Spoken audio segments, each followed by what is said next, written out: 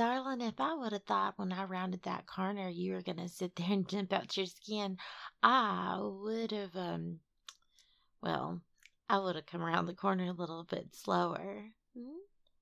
Baby, you look so pale. Have you seen a ghost? Darling, I just came here to get some breakfast like you did. What? Of course I wasn't sleeping. I was just laying down for a spell. I knew you were going to hightail it out in order to go down and get yourself, some breakfast and head out to the office earlier. You've been leaving earlier and earlier and earlier. You're beginning to give a girl a complex, beginning to think you're trying to get away from me. That's not what you're trying to do, is it?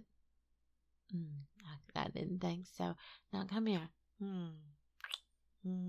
I love you so much. Oh, no, I'm sorry. I forgot. Not in public. I'm working on that. Okay. So, what's that? Memo. My phone. Oh yes, I did go ahead and fire all of those female employees, but I did hire some male employees. What? I was looking over the budget sheets. I'm your new secretary, remember? And, well, most of them weren't performing the way they would be. And, well, darling, I know you are a very high performer. Or at least you put on a really good performance last night. So anyways, back to what we're talking about, all the budget cuts and all that good hoo-hockey. Baby, I love you. But there's something you've got to understand. I can't have those females around you and be able to do my job effectively. And they weren't doing their jobs very effectively because they knew that you were too busy looking at their skirts and their legs and their delicious sweaters where it looks like they're smuggling freaking melons or something. I don't know. Everyone's going to be better. And you know what? I fired 11 people. I hired 3. We call this efficiency. Well, I mean, they can get unemployment or something. Really? That comes out of the employers? Okay. Well, that ends at some point. So what I'm trying to say is the company will recover. It doesn't matter. Screw them. Especially that one girl that kept staring at you and kept going, "Hey, smells so good." She would say such sweet things about you when you weren't around. I'm telling you, girls talk about you when you're not around. You think you're invisible, but you are very visible. And it became on me to have to make sure that they knew exactly where you belonged instead. What? Baby, I'm sorry about that. No, I fired them all at once. Oh, her. You mean that girl I had a problem with when I first started working for you that first day? Yeah, I know there's been missing posters. I don't know what could have happened to her. What? Is that what this is about?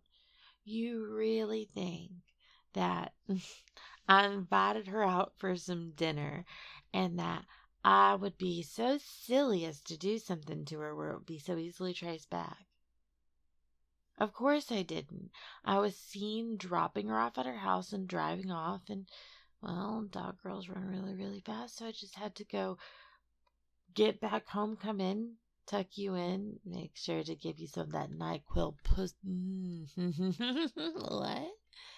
It just knocked you right out, made you go right to sleep, baby. You know what I'm talking about? Yeah, that nice nap after you get some. Anywho, back to what I was saying. So, you went to sleep. I shimmied out the door, and while she was sleeping, I made sure to duct tape her mouth shut. 7, 8, 9. No, I didn't put 7, 8, 9, 10 strips around her mouth. On her mouth. It went around her whole face, Turned her into a little duct tape mummy. Then I decided to, when she was nice and, bound up, kind of like a Lamia girl, just grabbing her. That's a thing. I'm hoping she was into it. I then hauled her out to the river and made sure to weight her down, and all of that good jazz. And she went for a little swim. What do you mean that's gruesome? It's what she deserved for having been such a trollop. She sat there not giving you any attention until she saw that a cute girl had all of your attentions. So she had to go. She was going to throw herself at you wholeheartedly until she got you away from me, and then she would have discarded you like she does everyone else. Oh, I did my research, and the more research I did into her, the more I realized, the world would just be a better place if she if she found something better to do with her life. Like feed the ecology. No, I didn't. I get it. Putting duct tape into a pool of water that, probably goes into the aquifers or something, wouldn't be the thing that we want to do. Goodness gracious, just keep stretching. Yeah, no. Threw her into the river, and once she was about half dead, that's when I followed it down. I was giggling the entire time. Cut her loose of the vines and then drug her to shore, and I just let nature take its course. You get so much fluid in your lungs, it's called dry drowning. And then it just a matter of making sure no one was going to be able to identify her.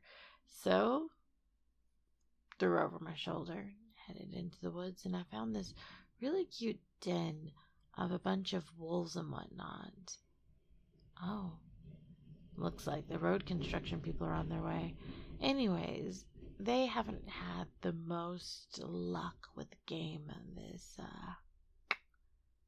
the most luck with game when it comes to this past winter. So they were readily hungry, and they took care of her. And plus, no one's going to be looking in that area for her. She was too vain for all of that.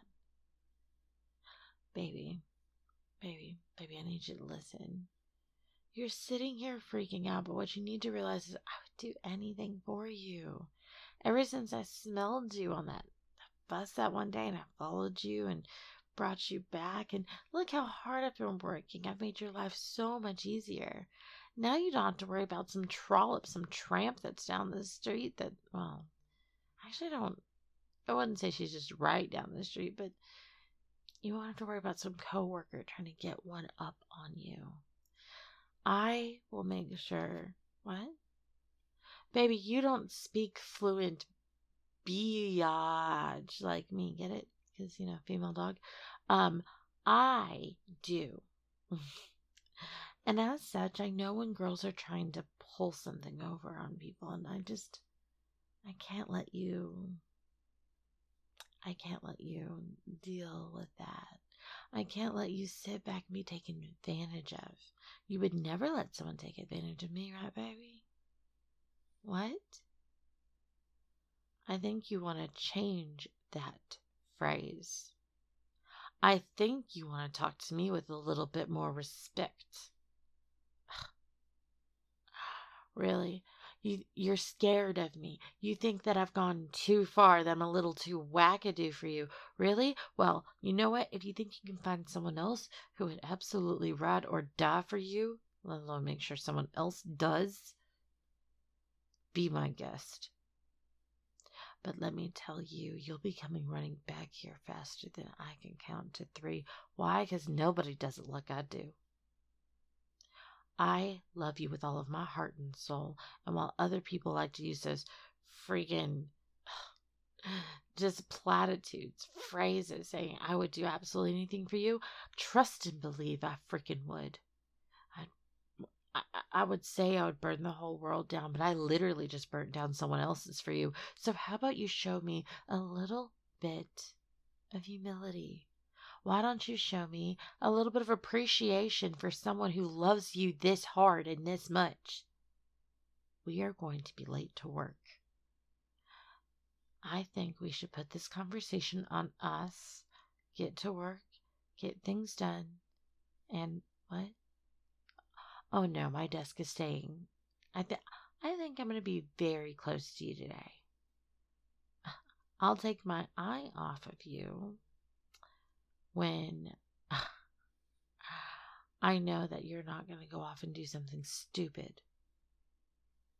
What? Listen here. I didn't say that. Snitches do get stitches, but I wouldn't do anything to hurt you. But I'm not going to let you, in your fear, hurt our family, our relationship. I don't want you to lose absolutely everything just because you're a little bit concerned about some of my extracurricular activities. Well, I mean, that's just how I choose to look at it. All right, babe. Come on. Up 2, 3, 4. We need to shimmy on down the road now. I said now.